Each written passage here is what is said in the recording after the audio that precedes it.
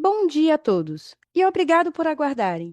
Sejam muito bem-vindos à videoconferência de divulgação dos resultados do segundo trimestre de 2025 do IRB-RE. Destaco aqueles que precisarem de tradução simultânea, que temos essa ferramenta disponível na plataforma.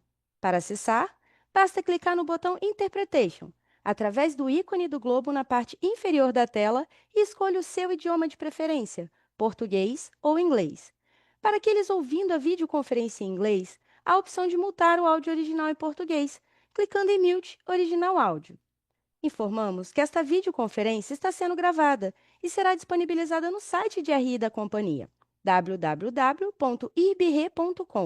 onde se encontra disponível o material completo da nossa divulgação de resultados.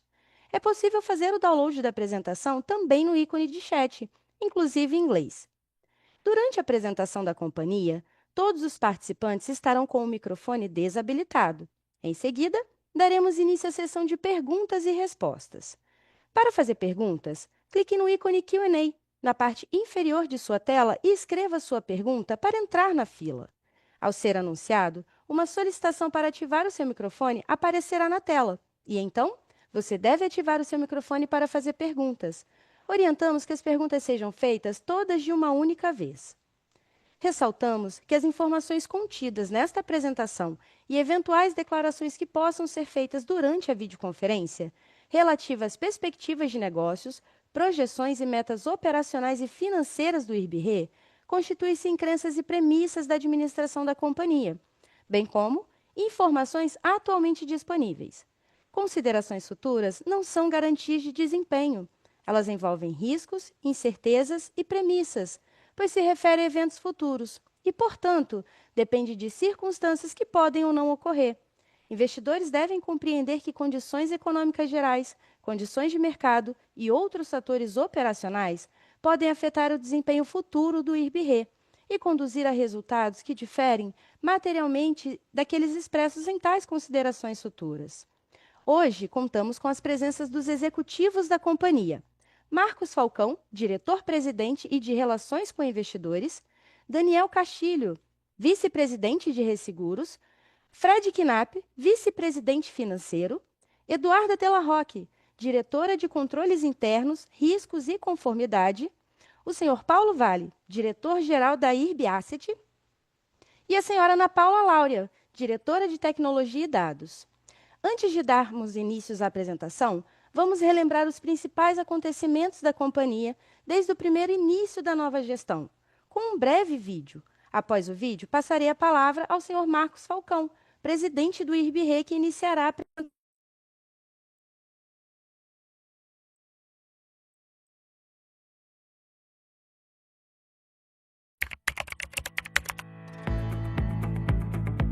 Pelo 10º trimestre consecutivo, nossa companhia reportou lucro líquido. Um resultado que marca a transformação de uma empresa com mais de 86 anos e que traduz o trabalho dos nossos colaboradores e de uma nova gestão. 957 dias separam esse resultado do início da nossa transformação. Mas e você? Se lembra de todas as etapas que vencemos até chegar aqui?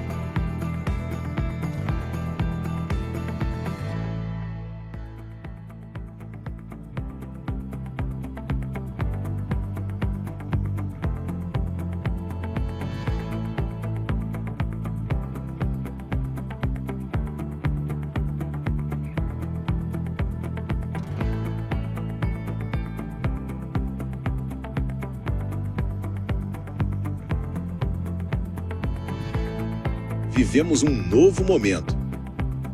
E o movimento não para. Somos o IRB-RE.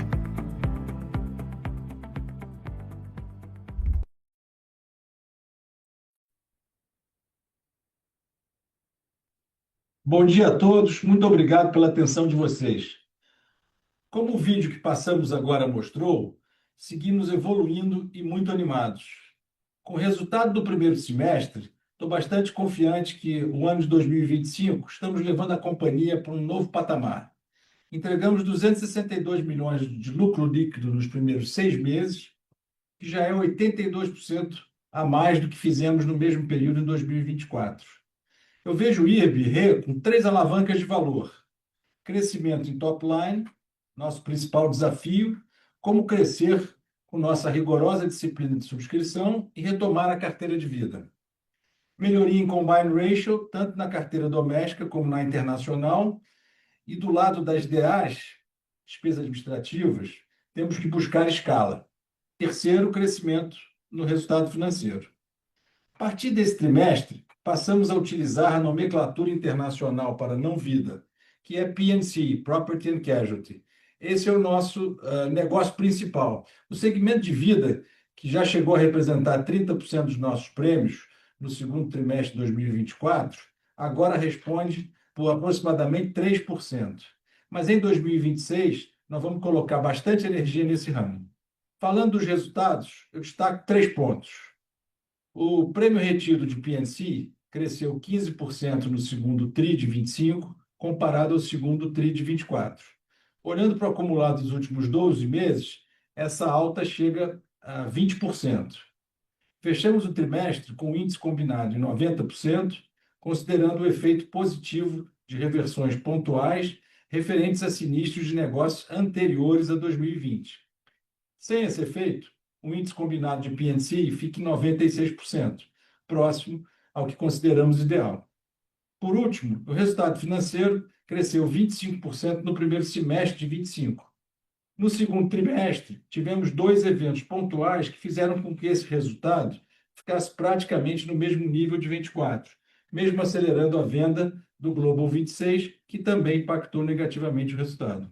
Com esses drivers, atingimos um nível de solvência de 237% e um retorno anualizado sobre patrimônio líquido tangível, que é descontando o crédito tributário, de 23%.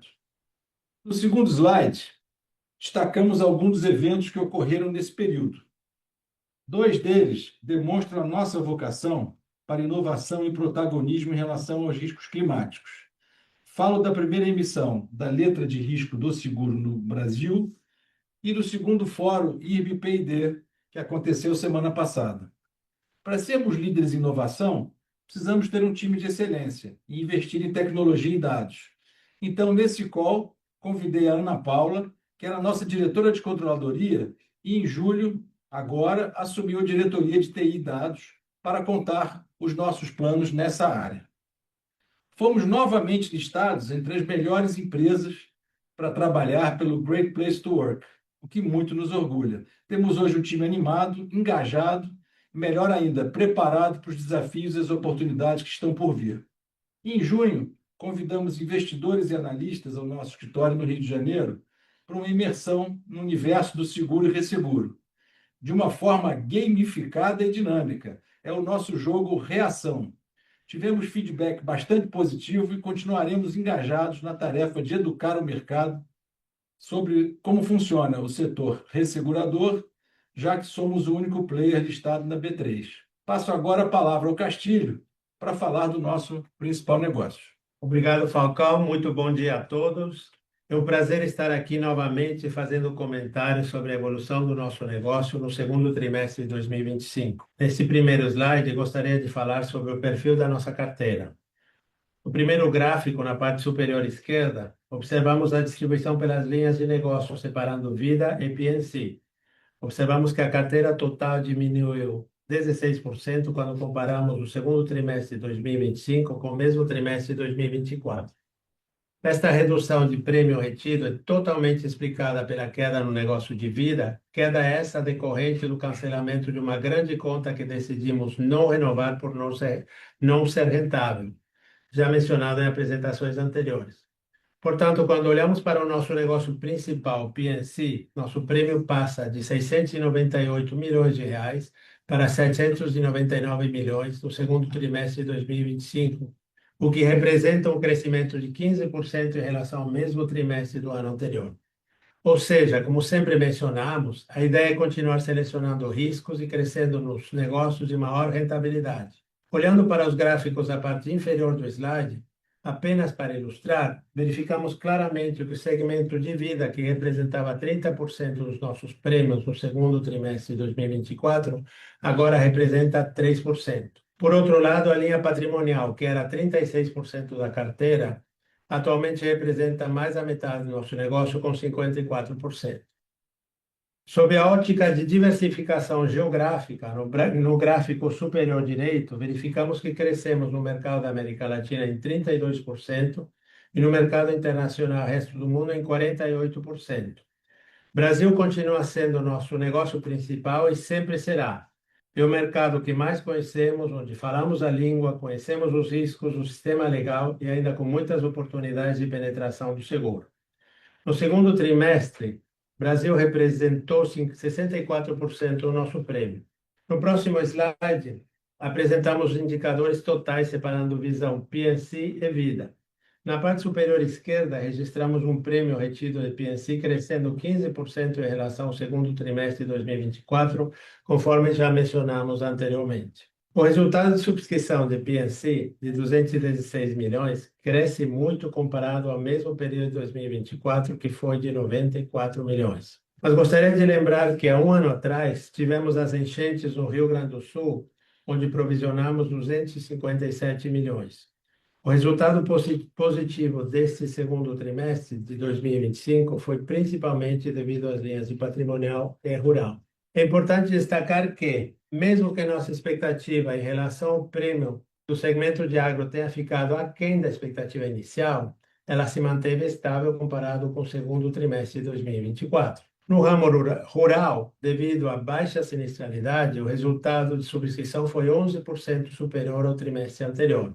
Acho importante mencionar que, desde a contratação da nossa diretora de sinistros, Viviane Mardirossian, intensificamos, em cooperação com o nosso financeiro e jurídico, uma conciliação de provisões de sinistros com nossos acidentes. Essa iniciativa, ainda em andamento, levou ao encerramento de alguns sinistros, levando à redução da nossa sinistralidade no segundo trimestre, impactando positivamente o resultado do trimestre. Assim, na parte inferior direita, registramos o índice combinado nos últimos 12 meses de 95% em P&C e em vida. Se não fosse essa conciliação de reservas dos anos anteriores, o índice combinado seria 96%, ou seja, os esforços realizados nessa conciliação resultaram numa redução do índice combinado de 1 ponto percentual nos últimos 12 meses. Indo para o próximo slide, verificamos os indicadores com mais granularidade, segregando a carteira de P&C entre doméstico e internacional. Comentamos em apresentações anteriores que o indicador que usamos para a gestão do nosso negócio é o prêmio retido. Na parte superior esquerda, verificamos que o prêmio retido de P&C Brasil cresce 3% no segundo TRI de 2025, comparado com o segundo TRI de 2024, enquanto o internacional sobe 44%. Em apresentações anteriores, mencionei que em 2024 tínhamos mapeado oportunidades internacionais e que veríamos os resultados desse trabalho a partir de 2025. O negócio internacional requer atenção especial, uma vez que apresenta exposições diferentes daquelas que estamos acostumados no Brasil, como terremotos, furacões e outros eventos naturais. Em facultativos internacional, por exemplo, tomamos a decisão de fazer negócios somente em excesso de danos, ou seja, negócios não proporcionais.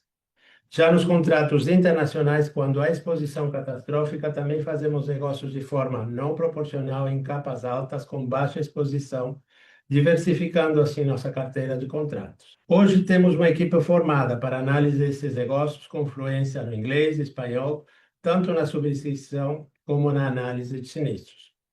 Nos números do slide, é importante ressaltar que o negócio internacional no segundo trimestre de 2025 foi impactado pelos sinistros dos incêndios na Califórnia, de aproximadamente 38 milhões de reais. Podemos observar no acumulado dos 12 meses, a linha mostra uma progressão positiva nos resultados de subscrição, fruto da diversificação já mencionada. Neste slide, podemos observar que o lucro líquido da P&C foi originado principalmente pela carteira doméstica, que também apresentou índice combinado dentro dos objetivos da nossa estratégia. No próximo slide, observamos a melhora contínua da sinistralidade, consequência de uma subscrição responsável e disciplinada.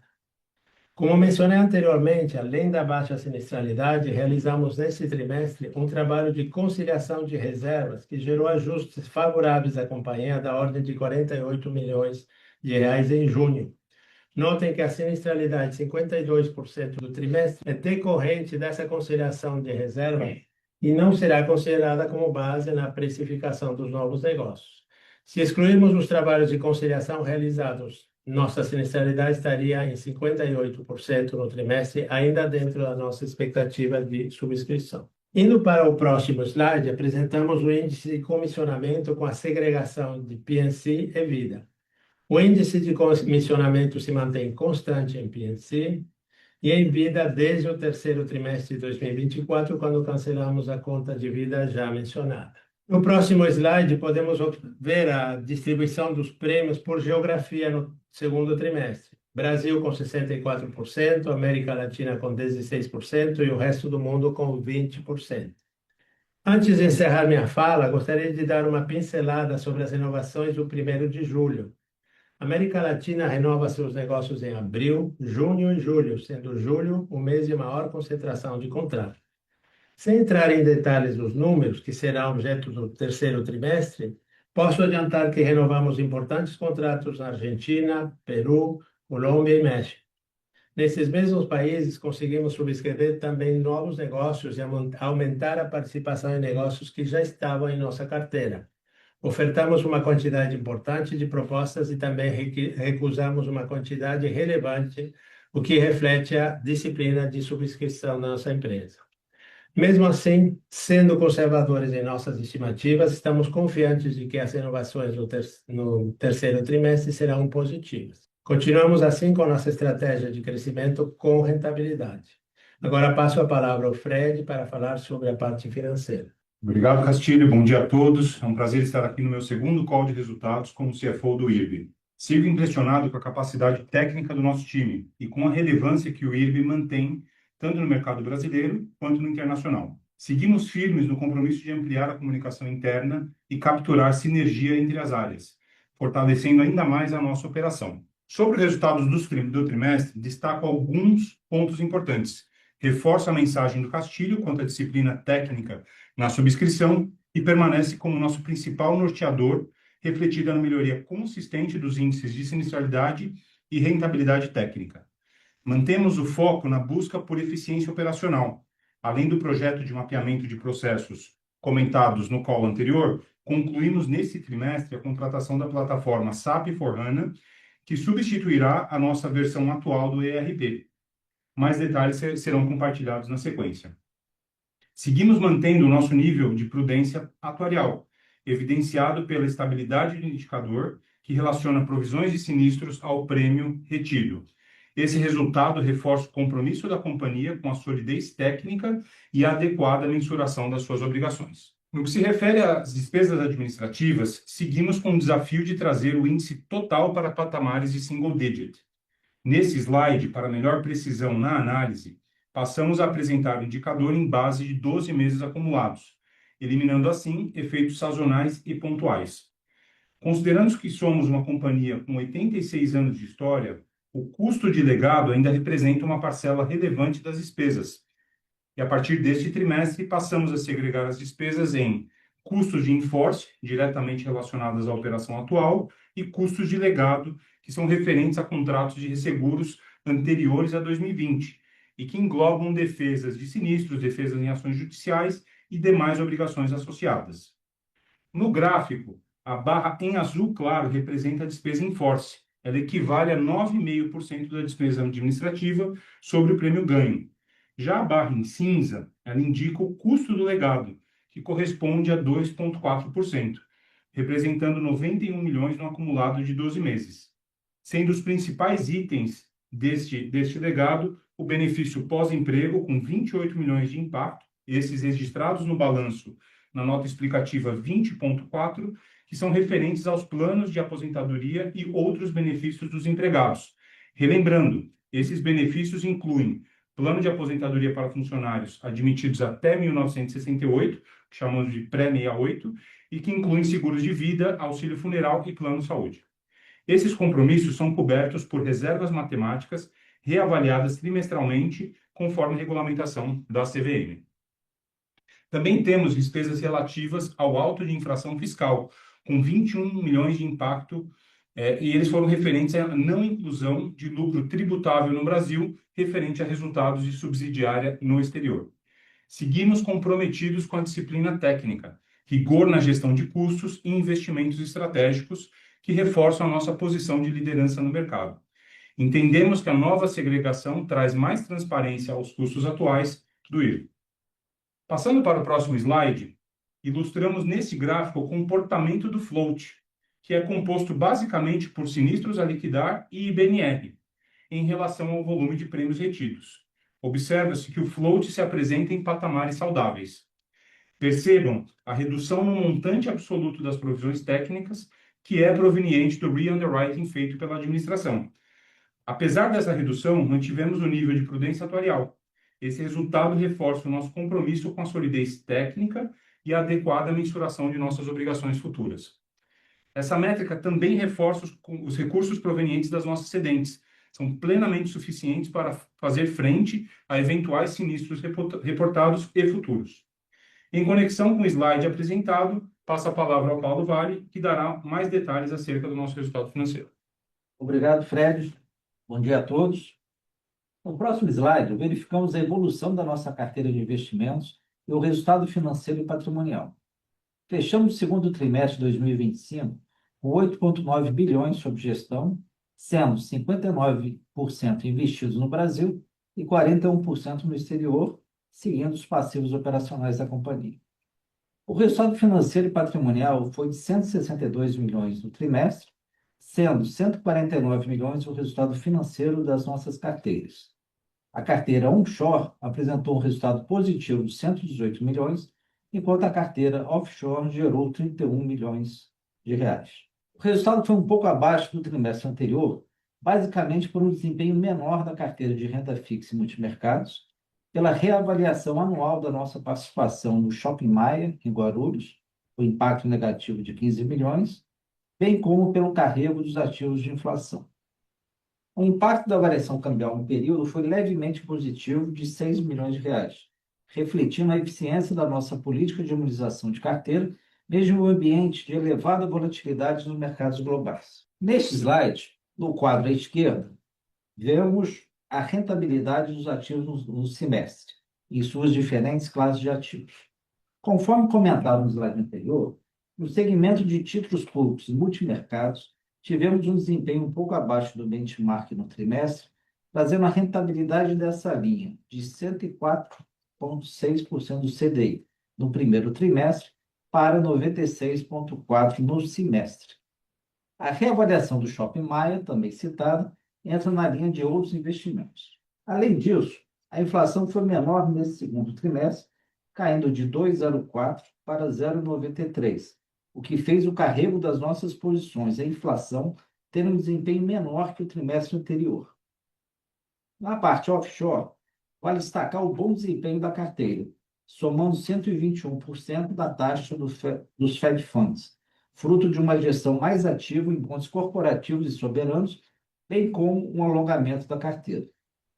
Outro fator importante que queremos ressaltar é a continuidade da diminuição das posições que chamamos de legado, tanto na carteira onshore quanto na carteira offshore, como podemos ver na tabela à direita. No offshore, tínhamos aproximadamente 12% da carteira total nessa linha no terceiro trimestre de 24, valor hoje reduzido para 9%, devido ao vencimento da NTNB 2025. Já no offshore, a participação atual é de 2% do total da carteira, contra 8% no terceiro trimestre de 24, devido à rolagem antecipada do Globo 2026. Falando em números, já realizamos 66 milhões desse movimento, correspondentes a 70% da posição inicial. Vale ressaltar que o nosso compromisso é zerar essa posição offshore até o final deste ano.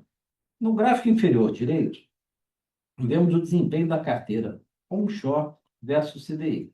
Pelo exposto acima e pelo perfil da nossa carteira, buscamos performar a carteira onshore acima do custo de oportunidade, como já ocorre atualmente na carteira offshore. Agora, passo a palavra para a nossa diretora de riscos, Duda Della Rocque. Obrigada, Paulo. Bom dia a todos. Nos baseamos num processo estruturado de gestão de risco em 3 linhas de defesa, identificando os riscos, determinando o limite, rodando modelos estocásticos, testes de estresse e mantendo controles rígidos. É esta mistura de análise de disciplina que torna a nossa posição de capital cada vez mais forte. Nós medimos nossa necessidade de capital de 3 formas: pelo framework regulatório, pelo nosso modelo interno e pelos modelos das agências de rating. Nesse primeiro slide, vemos no gráfico superior que nosso indicador de solvência regulatória vem crescendo ainda mais aceleradamente este ano, atingindo o índice de 237%, o que nos coloca num patamar de solvência similar ao dos nossos peers internacionais. A suficiência do patrimônio líquido ajustado em relação ao capital mínimo requerido, que era apenas de 232 milhões há 2 anos atrás, é hoje de 1 bi e 380 milhões, conforme o gráfico inferior esquerdo. O resultado se deve, tal como vemos no gráfico inferior à direita, a um aumento substancial do nosso patrimônio líquido ajustado, sem quase nenhum aumento do capital mínimo requerido de um ano para cá, reflexo de uma melhora substancial do retorno ajustado ao risco da companhia, tanto nas áreas financeiras quanto de subscrição. No próximo slide, vamos analisar o segundo indicador regulatório, que mede, segundo critérios da SUSEP, a liquidez da nossa carteira com base no montante de ativos qualificados como garantidores para honrar nossos compromissos atuariais. Encerramos o primeiro semestre com o indicador de cobertura de provisões técnicas apresentando suficiência de 747 milhões, o que representa 11,5% acima da necessidade de cobertura, um avanço de 2,9 pontos percentuais em relação a junho do ano passado. Vale destacar que, além desse excedente de 747 milhões, contamos também com 200 milhões em ativos livres, não vinculados às provisões técnicas, que serão destinados ao pagamento das debêntures previstas para outubro e dezembro desse ano, restando apenas 86 milhões a serem desvinculados. A gestão do caixa e de hedge da companhia é feita através do nosso ALM dinâmico, que pauta reuniões semanais entre nossa diretora estatutária de Finanças e Contabilidade, Thaís Vargas, Paulo Vale, eu e nossas equipes. Nesse slide, apresentamos os indicadores de risco calculados no nosso modelo interno. Acompanhamos mensalmente como estão evoluindo todos os nossos tipos de riscos com relação aos limites estabelecidos para perdas potenciais, estratégicos, subscrição, liquidez, mercado, crédito e operacional. Estabelecemos também limites para outros indicadores fundamentais, tais como o BICAR, Índice de Solvência da agência de rating AM Best. Aderentes à resolução CNSP 471, estamos implementando nosso projeto ORSA para incorporar os riscos de contágio, ASG, cibernético e de concentração. No próximo slide, indicamos os destaques recentes da pauta ESG. O Falcão já destacou o segundo Fórum IRB de Pesquisa e Desenvolvimento. E é com muita alegria que anuncio que a área de P&D está vindo para a Diretoria de Riscos Corporativos e a contratação do professor Reinaldo Marques como superintendente de riscos climáticos. Fortaleceremos ainda mais os estudos sobre temas na fronteira do conhecimento, tais como riscos climáticos, inteligência artificial e transferência de riscos através de parcerias público-privadas. Nesse sentido, tivemos a honra de assinar um termo de cooperação internacional com a Universidade do Sul da Dinamarca, através do Centro Europeu de Estudos de Riscos e Resiliência, para estudar modelos de riscos paramétricos aplicados ao agro brasileiro. Agora, passo a palavra para a nossa CIO, Ana Paula. Obrigada, Duda. Bom dia a todos. Sou Ana Paula Lauria, estatística e atuo há mais de 25 anos na indústria de seguros. Iniciei minha trajetória no IRB em 2022, na controladoria, e desde julho deste ano lidero a diretoria de tecnologia e dados. Hoje lidero 2 projetos transformacionais que posicionam o IRB para o futuro: a implantação do Data Lake e a migração para o SAP S/4HANA. Estamos falando de uma transformação robusta. O Data Lake será o coração da nossa nova arquitetura de dados, um repositório inteligente, seguro e acessível, que trará governança, agilidade e inteligência para a tomada de decisão. Lançamos o projeto com o Data Day em maio deste ano, com forte envolvimento multidisciplinar. A execução já está em curso, com consultorias especializadas, e o Go-Live está previsto para 2026. Ao mesmo tempo, estamos conduzindo a modernização da plataforma SAP, com a migração para o SAP S/4HANA. E essa não é apenas uma atualização de sistema, é uma base tecnológica fundamental para conectar dados, automatizar processos e habilitar o uso de inteligência artificial no futuro. Não se trata de uma troca de ERP, mas sim de uma evolução da nossa infraestrutura digital. E falando em futuro, a inteligência artificial já está no nosso dia a dia. Com base na estrutura sólida de dados que estamos construindo, a inteligência artificial trará escala, eficiência e inovação contínua para o nosso negócio. Teremos um primeiro marco com o IAD, onde vamos identificar oportunidades, desafios e acelerar a cultura digital do nosso time. Estes investimentos refletem nosso compromisso com a perenidade, eficiência e a competitividade do IRB. Com isso, encerro minha fala e retorno a palavra para o Fred. Agora, na sequência, apresentaremos o nosso desempenho no IFRS 17. No segundo trimestre, o lucro líquido foi de 107 milhões, comparados com 194 milhões do mesmo período em 2024.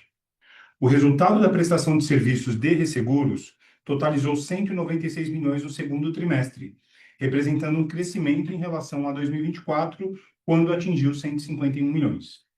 Os segmentos patrimonial e rural contribuíram de forma relevante para a composição do resultado. Nos próximos slides, vamos apresentar os principais fatores que explicam a variação observada no resultado da companhia. No próximo slide, no resultado da prestação de serviços, os principais fatores foram a redução da sinistralidade no segmento rural, em contratos subscritos em 2024, e a estabilidade da metodologia do ajuste de risco, que contribuiu para a manutenção do resultado. No segundo gráfico, observa-se a movimentação da CSM no segundo trimestre, onde iniciamos o período com 688 milhões e encerramos com 744 milhões. Essa variação foi influenciada principalmente por ajustes positivos de 199 milhões na CSM, a entrada de 117 milhões de novos negócios no trimestre e pela amortização natural da CSM, de 268 milhões, concentrada principalmente no segmento patrimonial, em linha com o padrão de prestação de serviços da companhia. Passando para o próximo slide, destacamos o impacto da CSM neste trimestre.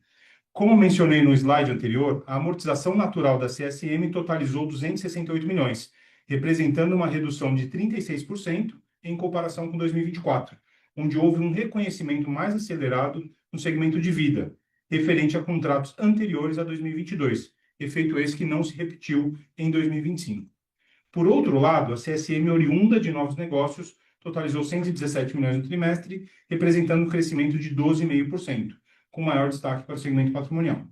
Esse desempenho evidencia a efetividade da estratégia de subscrição da companhia, priorizando sustentabilidade e consistência no resultado ao longo do tempo. No último slide, destacamos que o principal fator negativo no trimestre foi o efeito das taxas de desconto aplicadas aos ativos e passivos dos contratos de resseguros e retrocessão, em razão da atualização das curvas de juros futuras. Esse impacto totalizou uma despesa de 177 milhões, refletido pela redução nas taxas futuras projetadas, taxas essas utilizadas para atualizar os fluxos de caixa descontados dos contratos. Esse movimento contrasta fortemente com o mesmo período de 2024, quando o efeito foi praticamente neutro, com uma despesa de apenas 9 milhões. Seguimos aprendendo com as características específicas do reconhecimento do resultado no IFRS 17, o que, a depender das características dos contratos de resseguros, podem divergir em relação ao reconhecimento no IFRS 4. Agradeço a presença de todos e agora passo a palavra novamente ao Falcão, que trará as considerações finais. Bem, no encerramento desse semestre, eu gostaria de resgatar a minha fala inicial, onde mencionei os drivers de resultado do IRB. Em relação ao crescimento de top line, vejo diversas oportunidades no mercado, onde já atuamos e onde o Castilho é o nosso condutor. Além disso, vamos voltar a ser relevantes na linha de negócio de vida. Vislumbro novos mercados e, ao longo dos próximos calls, vamos trazendo essas novidades. Estamos administrando prioridades e muitas novas ideias, em uma bela troca com o nosso conselho. Para a alavanca do índice combinado, temos espaço para avançar em rentabilidade no mercado internacional, que já garante pontos extras de margem no resultado de subscrição. Também temos oportunidades de redução no índice de despesas administrativas, onde estamos buscando eliminar ineficiências e, como falei antes, ganhar escala. Por último, no resultado financeiro, à medida que vendemos os títulos do legado ou eles vão vencendo, realizamos reinvestimentos com melhores taxas, que já nos garante crescimento de rentabilidade, e isso deve continuar no futuro. Estou confiante que entregaremos um bom resultado em 25 e em breve teremos vencidos os prejuízos acumulados e poderemos, no próximo call, já falar da nossa política de dividendos olhando para o futuro, ilustrada, obviamente, pela nossa robusta geração de caixa. Mas eu quero ressaltar que, ao pensar no futuro, a nossa gestão passa sempre por gente e tecnologia. Muito obrigado por estarem conosco e agora podemos passar às perguntas. Agora, começaremos a sessão de perguntas e respostas. Lembrando que, para fazer perguntas, vocês devem clicar no ícone Q&A na parte inferior de sua tela para entrar na fila. Ao ser anunciado, uma solicitação para ativar o seu microfone aparecerá na tela. E então, você deve ativar o seu microfone para fazer perguntas. Solicitamos, por gentileza, que as perguntas sejam feitas todas de uma única vez. Vamos à nossa primeira pergunta. É do Arnon Shirazi, do Citi. Arnon, iremos habilitar o áudio que você possa realizar a sua pergunta. Arnon, pode prosseguir, por favor. Fala pessoal, bom dia. Acho que o resultado ficou muito claro com a recuperação que vocês têm mostrado. Parabéns pelo todo o empenho. Acredito que a companhia está indo numa direção muito boa e, mais uma vez, acho que vocês acertaram bem na estratégia e estão na direção certa, tá?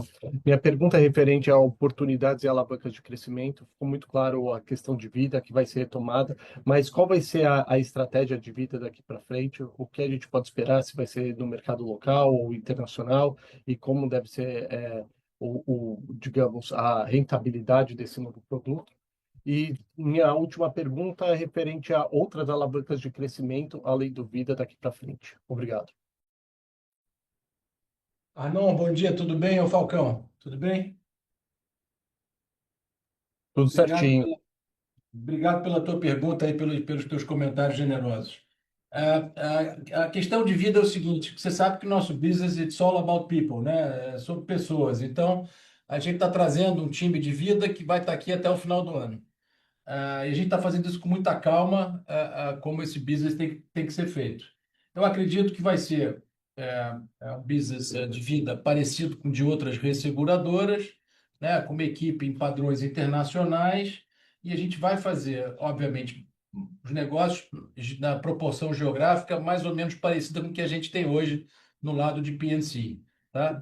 Não tem muitos detalhes ainda, a gente está começando a rabiscar esse business plan, E eu acho que no próximo call a gente já vai ter uma visão melhor e a gente pode dar mais cor para você. Desculpa te frustrar com pouca informação, mas eu acho que ao longo do ano a gente vai falando com mais cautela e, e sempre que a gente tem reportado tudo com muita transparência. Então, não se preocupa que na hora certa você vai ter informação, tá? Sobre outras estratégias de crescimento, eu acho que a gente tem olhado, tem muitas ideias aqui, a gente tem é, pensado bastante sobre outros mercados, a gente cresceu bastante agora no mercado internacional. A gente está muito animado, que a gente conseguiu crescer um pouco em América Latina. Acho que o PNC, a gente conseguiu finalmente mostrar aí um crescimento 15% trimestre contra trimestre, 20% comparados os últimos 12 meses. Então, acho que a gente vai continuar nessa toada, mas nós temos esse cacuete, você sabe, que o cacuete a gente só vai crescer se for rentável. A gente não vai se encantar nem se emocionar, mesmo com a pressão de todo mundo buscando o top line só vai acontecer se o bottom line que ele gera for bom. As pessoas se assustaram um pouco, eu acho, que com os prêmios comparados do ano para o outro, porque a gente cancelou aquela carteira de vida, né? Mas olha que maravilha, a gente cancela a carteira de vida e o resultado cresce dessa forma, né? Tem até uma linha mais inclinada de crescimento de resultado. E a gente espera continuar crescendo e entregando. Minha cabeça, que vocês já sabem, é crescer lucro por ação trimestre a trimestre, ano a ano, e é isso que a gente vai buscar. De novo, obrigado pela tua pergunta. Ótimo, super claro. Resposta, acho que bem em linha aqui com o que eu estava esperando. E, sem dúvida, essa questão de clareza na divulgação de informações acaba ajudando bastante a gente ter noção de como está rodando o business, tanto local e internacional. Obrigado mais uma vez. A nossa próxima pergunta é da Maria Luísa, do Safra. Maria, iremos habilitar o áudio para que você possa realizar a sua pergunta. Maria, pode prosseguir, por favor? Bom dia, pessoal. É, Parabéns pelos resultados. Obrigada pelo comentário que o Castilho fez com relação ao impacto positivo nesse trimestre que aconteceu, dadas as reavaliações das reservas de sinistros passados que vocês fizeram. Eu sei que é um processo contínuo aí de avaliação de vocês, mas eu queria entender se pelo diagnóstico que vocês fizeram até agora, vocês já conseguem ter alguma avaliação com relação a qual que é o espaço para que essa reavaliação continue causando possíveis impactos aí no sinistro e na sinistralidade como um todo para frente. E se tem algum valor que vocês conseguem compartilhar com a gente aqui que a gente possa esperar para os próximos tris? Obrigada. Maria Luísa, bom dia, obrigado aí. Fred falando aqui, tudo bem? Esse é um trabalho contínuo, tá? Que a gente segue fazendo, ele é um recorrente e não recorrente, né? Então a gente faz essa conciliação aí de forma contínua, trabalho que a gente se debruçou de uma forma mais efetiva agora, mas é um trabalho que é sempre feito, tá? Então a gente dá um valor muito complexo, né? Justamente por ser parte do nosso processo operacional e como vem sendo feitas as tratativas de sinistro, tá, Maria Luísa? Mas é um trabalho que eu posso afirmar aqui, né, que é um trabalho multidisciplinar e que está sendo feito com bastante cautela e junto às cedentes. É o Falcão aqui, complementando o Fred. Eu acho que o que vai acontecer é que a cada trimestre isso vai ser uma nova linha de reports, tá? E a gente tem um estoque razoável para ver isso. A gente teve acho que um resultado bastante expressivo nesse TRI. Acho que a gente vai ter um resultado também no terceiro TRI, que a gente está vendo o trabalho agora já se desenrolando nesse terceiro TRI.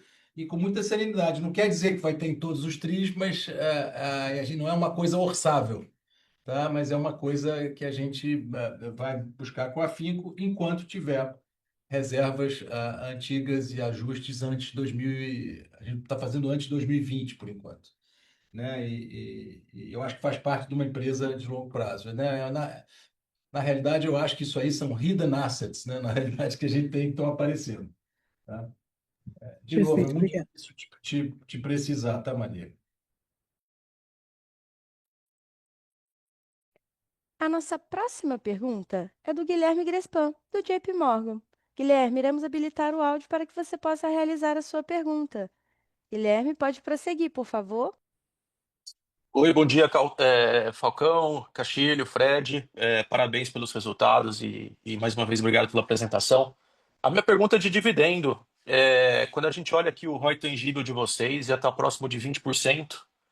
E quando a gente pensa aqui em capacidade de distribuição, geralmente a gente linka aqui a um crescimento de solvência.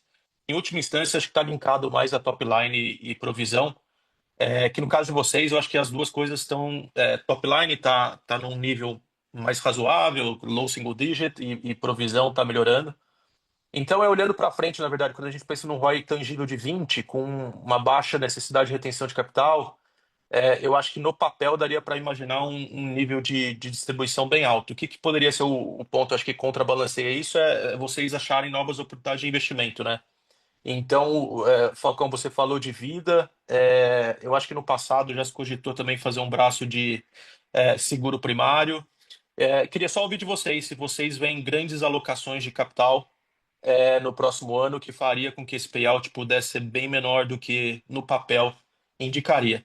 E aí, se eu pudesse só fazer um follow-up rápido na última pergunta, e só para esclarecer, ainda não ficou 100% claro para mim, exatamente, tecnicamente falando, o que é a reavaliação que vocês estão fazendo? São disputas judiciais, são sinistros antigos que não foram claimed pelo cedente? Exatamente o que foi a mudança? Obrigado. Grisman, tudo bem? Eu vou fazer o seguinte: a segunda pergunta tua, eu vou deixar o Fred responder primeiro, depois eu respondo a primeira, tá? Vai lá, Fred. Não, obrigado, Guilherme.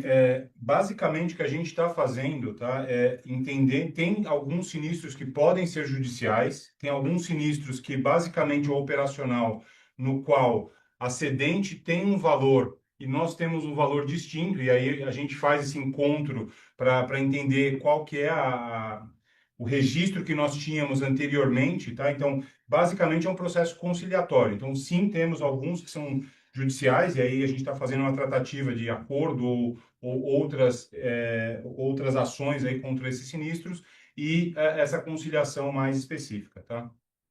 Perfeito. Ficou claro, Guilherme? Ficou, tá claro sim, agora a natureza, tá super claro. Maravilha. Dividendo. A tua pergunta de dividendo é uma maravilha, porque você já respondeu ela, Guilherme. Se você pensar, você disse, né, que com esses, se eu não conseguir usar o capital, a gente distribui muito. Se eu conseguir usar, a gente vai distribuir pouco. A gente não tem ainda uma política de dividendos além da estatutária.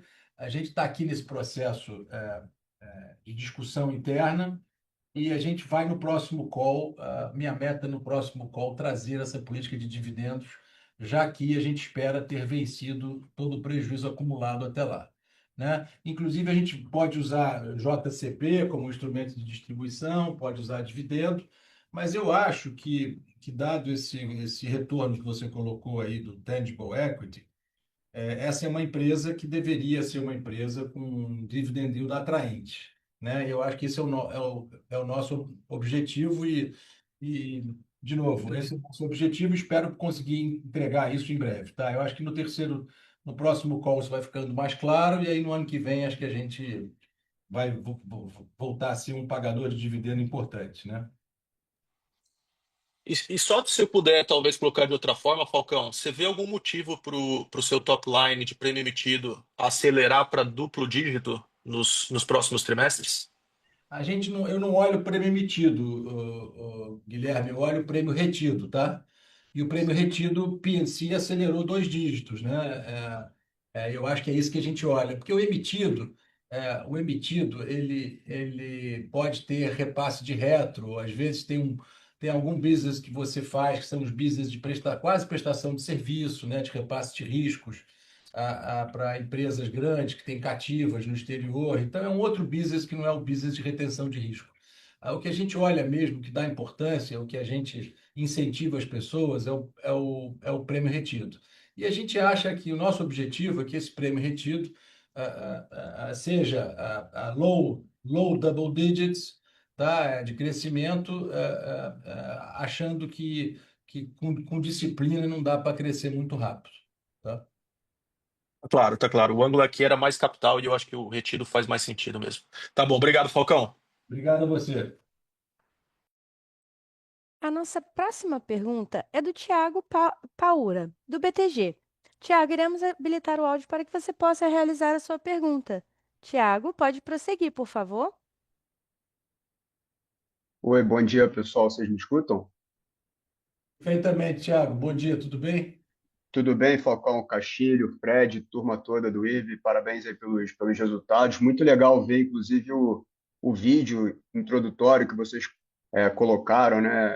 Muito bacana ver aí o turnaround da companhia, né? O que vocês entregaram nos últimos anos, desde que vocês assumiram.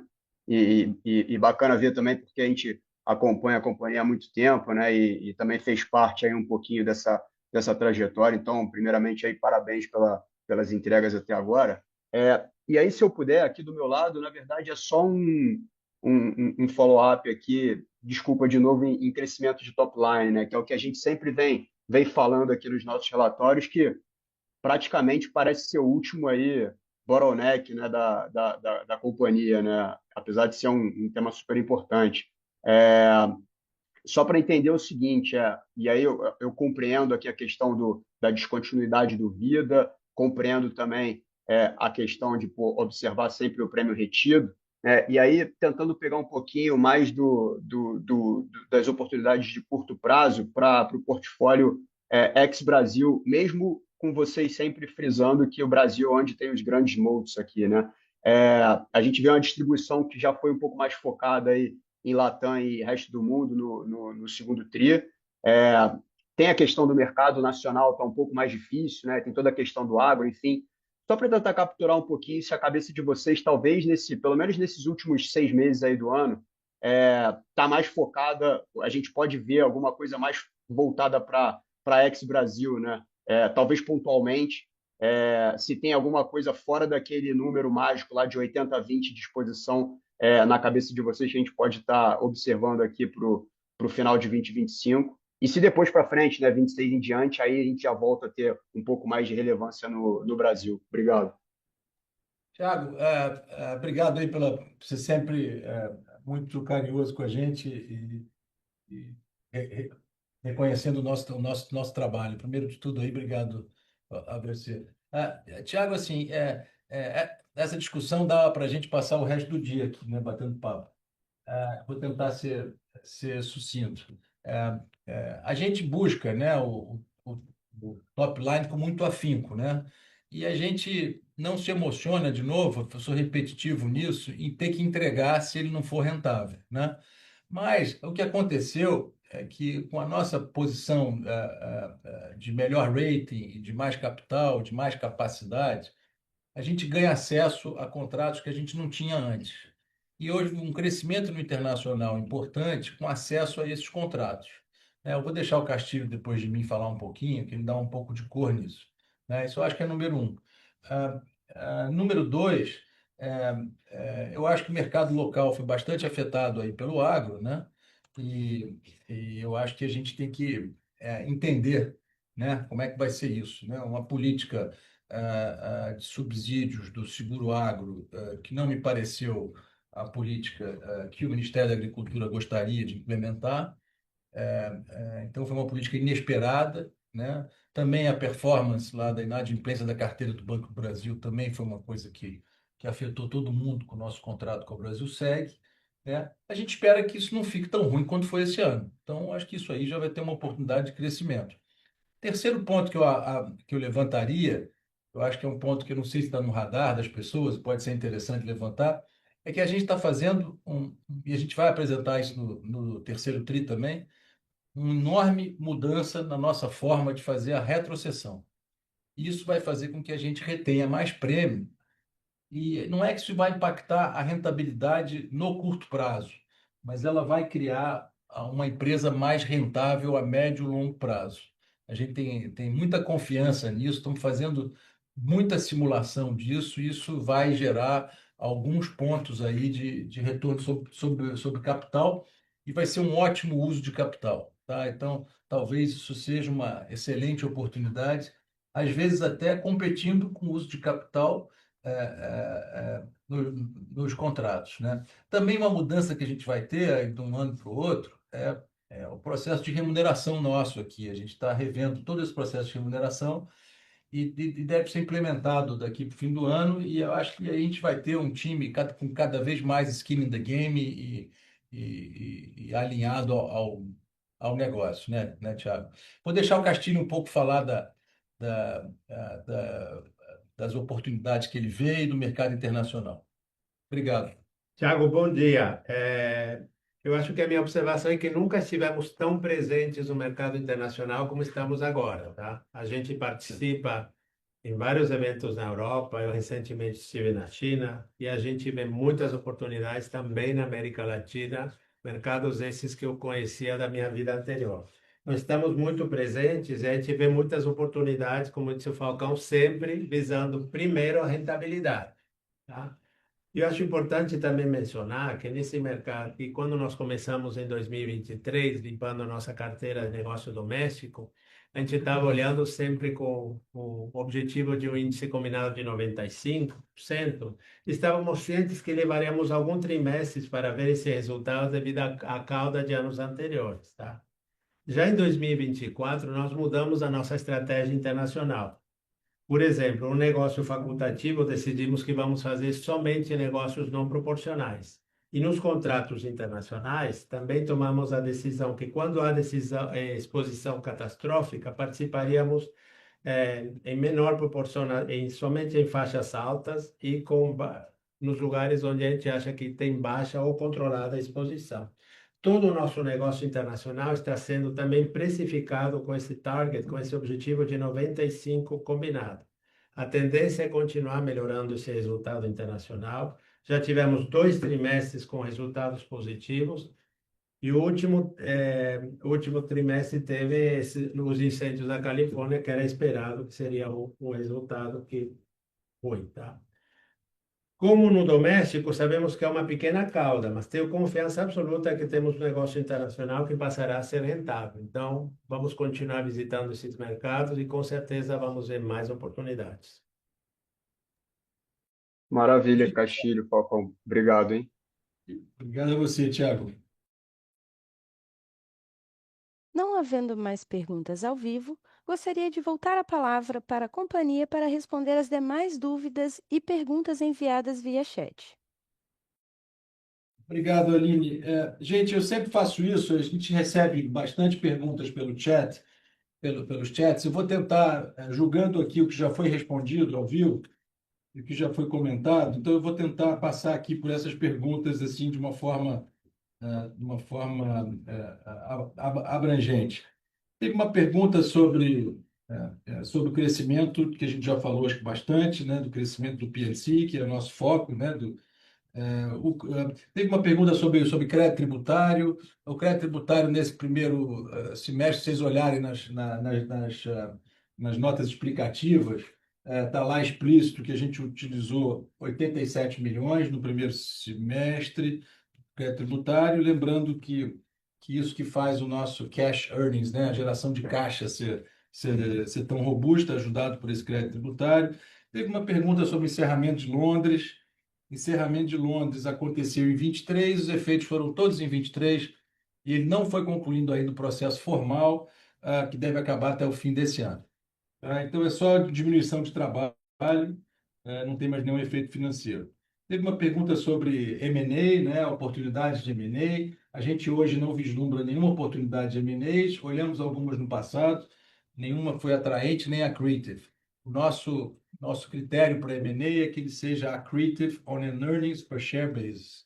Então, quando a gente não nota que a gente descarta. E a gente tem um pipeline sempre aqui grande e diz não com muita facilidade, né, se não for accretive. Então, a princípio, nada atraente no radar. Reforma tributária, tem uma pergunta, né? Reforma tributária, o IBS, nosso setor é zero, e a gente não avaliou, acho que totalmente, acho que só vai ter certeza quando esse negócio entrar em vigor, mas é só para dizer que o PIS/COFINS não é mais devido também. Então, acho que vai ser, de certa forma, Ruim não é, então, se for, é positivo. Tá? Dividendos eu já respondi, acho que agora, bastante. E a última pergunta que tem é sobre sucessão. Tá? A empresa tem um programa de sucessão, está sendo acompanhado pelo conselho. Tá? O meu compromisso com os acionistas e com o conselho hoje é ficar aqui pelo menos 5 anos, desde que eles queiram que eu fique esses 5 anos, né? Obviamente, eles têm o poder de mudar o management na hora que eles quiserem. Então, a princípio, eu estou à disposição da empresa nesses próximos 5 anos, né? E temos, mas mesmo assim, temos um processo de sucessão para todos da equipe, tá?